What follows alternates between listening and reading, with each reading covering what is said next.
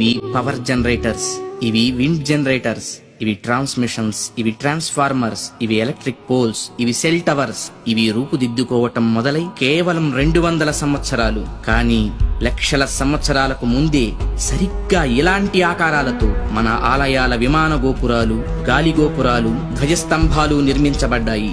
ఆలయ ప్రాంగణాల్లో ఉండే తులసి, రావి, మారేడు వంటి మొక్కలు ఎయిర్ ప్యూరిఫైర్స్ గా పనిచేస్తాయి. ఆలయాల్లో అర్చకులు చేసే ముద్రలు ఆక్యుప్రెజర్ గా మారి శరీరంలోని ప్రాణశక్తిని ప్రేరేపిస్తాయి. వీటి ద్వారా వీళ్ల కాన్సంట్రేషన్ హై లెవెల్ కి చేరుతుంది. దీన్నే తంత్రం అంటారు. వాళ్ళు పలికే శబ్దాలు ఎలక్ట్రోమాగ్నెటిక్ వేవ్స్, విద్యుదయస్కాంత శక్తి తరంగాలుగా మారతాయి.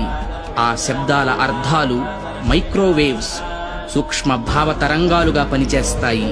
దీన్నే మంత్రం అంటారు. గుళ్ళు కట్టేటప్పుడు బంగారం, వెండి వంటి ఖనిజాలతో పాటు నవరత్నాలను భూమిలో నిక్షిప్తం చేస్తారు. ఇవి ఎర్త్ పిట్స్ గా పనిచేస్తూ శక్తిని ఆలయ ప్రాంగణమంతా వ్యాపింపచేస్తాయి.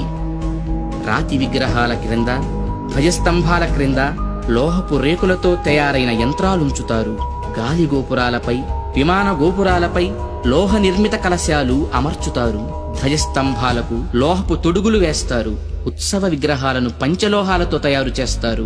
లోహం శక్తికి వాహకంగా పనిచేస్తుంది. దీన్నే యంత్రం అంటారు. మంత్రతంత్రాల ద్వారా ఉత్పత్తి చెందే శక్తికి ఈ యంత్రాలే రిసీవర్స్.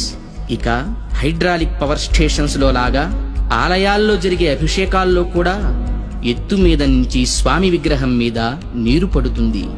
దానివల్ల పొటెన్షియల్ ఎనర్జీ కైనటిక్ ఎనర్జీగా మారుతుంది.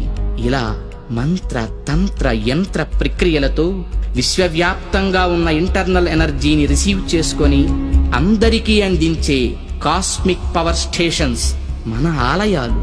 ఈ జనరేటర్ నుండి ఉత్పత్తి అయిన విద్యుత్తు ట్రాన్స్మిషన్స్ ద్వారా టెర్మినల్ స్టేషన్ కి చేరి అక్కడి నుండి సబ్ ట్రాన్స్మిషన్స్ ద్వారా ఎలక్ట్రిక్ పోల్స్ సాయంతో లో వోల్టేజ్ ఇళ్లకు, హై వోల్టేజ్ ఫ్యాక్టరీలకు అందుతుంది.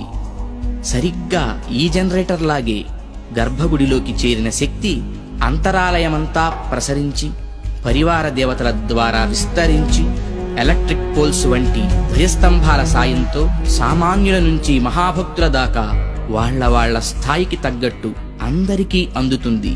అందుకే గుళ్ళకి వెళ్లే భక్తులు ప్రశాంతతను పొందుతున్నారు, గ్రహణ శక్తిని పెంపొందించుకుంటున్నారు. ఆ శక్తితోనే సమస్యలను పోగొట్టుకోగలుగుతున్నారు.